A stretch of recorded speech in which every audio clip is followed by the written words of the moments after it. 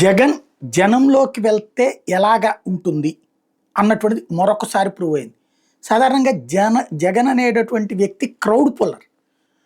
అతనికి ఉన్నటువంటి ఇమేజ్‌కి స్థానికంగా ఉన్నటువంటి ఎమ్మెల్యే క్యాండిడేట్ ఒక 2-3% ఓట్లు తెచ్చుకుంటే 2 కలిస్తే అది అధికారాన్ని తెచ్చిపెట్టింది 2019లో.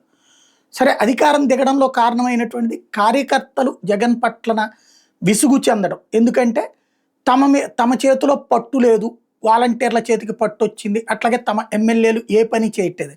ఎమ్మెల్యేలకు విసుగొచ్చింది. ఎందుకంటే ఒక మద్యంలోనో ఇసుకలోనో సంపాదించుకోవాలి, అలా సంపాదించుకోనివ్వట్లేదు జగన్ అన్నటువంటి కోణంలో వాళ్ళకి కోపం వచ్చింది.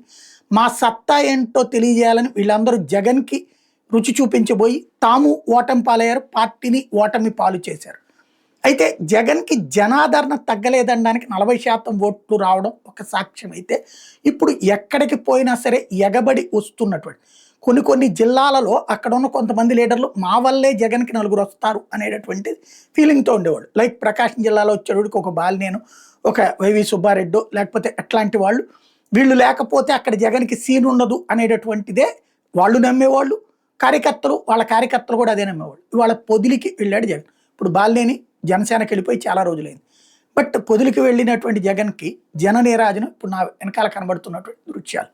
భారీ ఎత్తున ఎగబడి వచ్చినటువంటి పరిస్థితి, గ్రామీణ ప్రాంత ప్రజలు వచ్చినటువంటి పరిస్థితి.